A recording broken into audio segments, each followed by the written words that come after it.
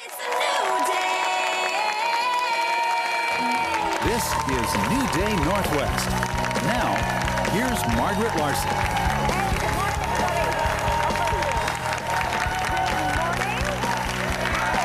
Welcome to New Day Northwest. Guess who's here this morning? If the movie Halloween ever scared you half to death, you'll want to meet the guy responsible for that iconic horror film franchise. Irwin Yablans has the inside Hollywood story for us today. We've still got a ton of stuff coming your way this morning, including our Fab After 50 makeover and the creator of the super scary Halloween movie franchise. Okay, when we come back, the creepiness continues as we sit down with the creator and producer of one of the scariest movie franchises of all time, Halloween. We'll be right back.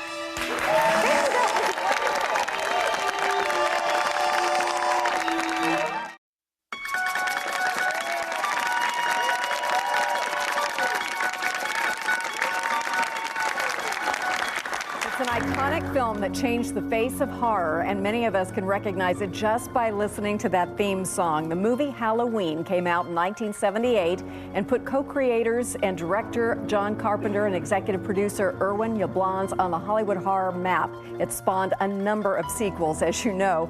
Irwin shares his memories in the new book, The Man Who Created Halloween. The book chronicles his path from a Brooklyn tenement to horror movie icon. Please welcome Irwin Yablans.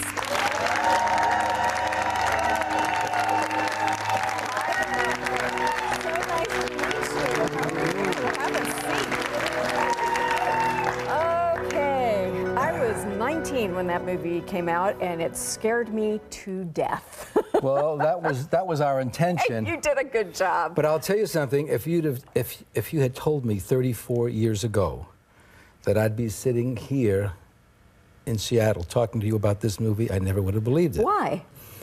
Well, I could not have possibly foreseen the iconic quality of the movie, right. The fact that it would endure this way. But you know.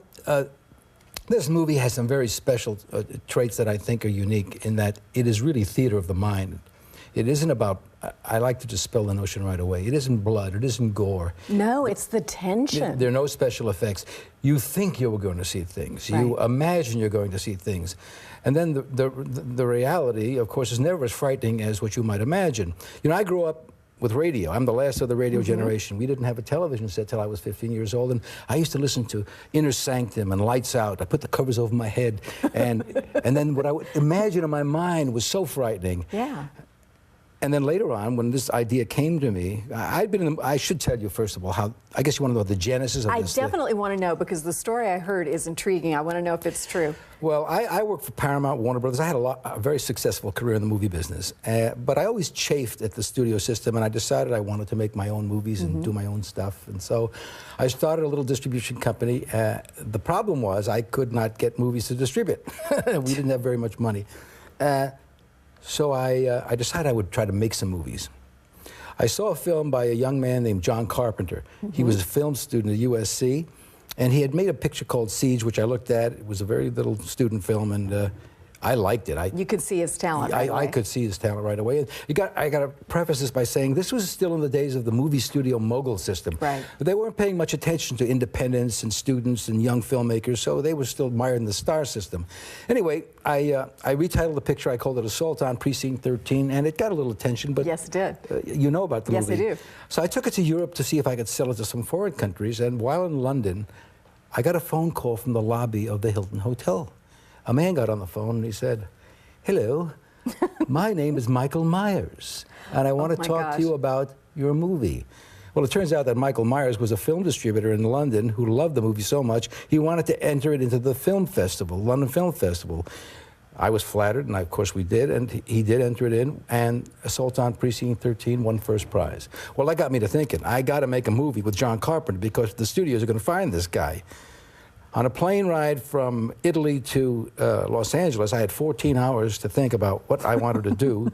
And I'm sitting in the cabin, and I'm thinking to myself, I have to make a horror film, because there are lots of reasons why. I may get into that in a moment if we have time. But it's got to be a horror film. And I thought, wow, what could it be? What could it be? And babysitters in Jeopardy. We'll terrorize babysitters in the movies. Thanks so much. Everybody's either been a baby or been a babysitter, Right. or had a babysitter. Exactly. So everyone can relate to that. Anyway, I kept thinking, well, we'll do it in one night, because if we do it in one night, I can control the budget and we won't have a lot of locations. True, that's smart. And then all of a sudden, like an epiphany, a light bulb went, the eureka moment. Halloween popped into my mind. I don't know where it came from. God-given, I suppose. Halloween. We'll do it on Halloween, the scariest night of the year. Of course. To my knowledge, no one had ever done that before. So I got off the plane. I got really excited. I ran home. My wife was still in bed. I threw my bag in the corner. I said, what do you think of this idea? She said, oh, that's great. Just one. I called John Carpenter right away. And I told him I wanted to meet him next day to discuss this. He understood right away. He loved the idea. Of course, I thought that perhaps the title had been used before, or the word had been. But it hadn't? In the history of movies, the word has never appeared in a movie before. Isn't that amazing? I was amazed. And the villain is Michael Myers, of course, and we have just a few seconds, but I really want to ask you, the casting of Jamie Lee Curtis seems genius to me, because she seemed so real. She was somebody we could all relate to. And I, as a then babysitter, definitely related to her. Why did you choose her? Well, for two reasons. First of all, she was a very, very good actress. She was young, but what really appealed to me was the fact that she was the daughter of Janet Leigh. Janet Leigh starred in Psycho. Right. And I had this idea that if I could put a picture of Janet Leigh in Psycho next to a picture of Jamie Lee Curtis in our little movie, I would get instant acceptance and validity, and we could get AP and UPI to publish it all over the world, which they did. So that was driven pretty much by a commercial sensibility, but she turned out to be such a marvelous actress. The casting of Donald Pleasence is interesting as well, because Donald Pleasence was such a respected actor. We never thought we could get him, but his daughter had seen Assault on Precinct 13 in London and said, gee, Dad, you want to work with this guy? And so we got Donald. We made this movie for $300,000. That is amazing. And then I found another $25,000 to give to Donald Pleasence so he would say. And when the movie first opened, but the music is what I want to talk about. The music is fantastic. We have just a few seconds, but please. When the movie was made and delivered to me, I looked at it and I thought, wow, this is great, but it's just not as exciting as I want.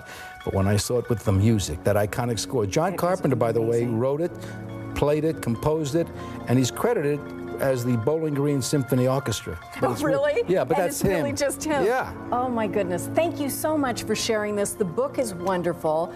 Everything about this movie really opened doors and changed things on the movie landscape. Don't forget my book at Amazon.com. The Man Who Created Halloween. Amazon.com. Amazon.com. And I've been reading it. I'm only about halfway through, but you're going to love this. You're a great storyteller and just such a pioneer in this business. Thank you so much for being with us. My pleasure, Margaret. We appreciate it. Thank you. We posted more information online about Irwin's amazing career, as well as links to his book. Just go to king5.com/newday and then check your local listings for showings of Halloween films as we get closer to the 31st. They'll be on TV again. And it's coming back in theaters. 1,000 theaters, October 25th. Oh my goodness, go see it. IrwinYablans.com. Still ahead, how to revitalize your health as we continue our Fab After 50 week. But first, a remarkable makeover helps a woman regain more than a sense of style. The amazing results in her experience when we come back.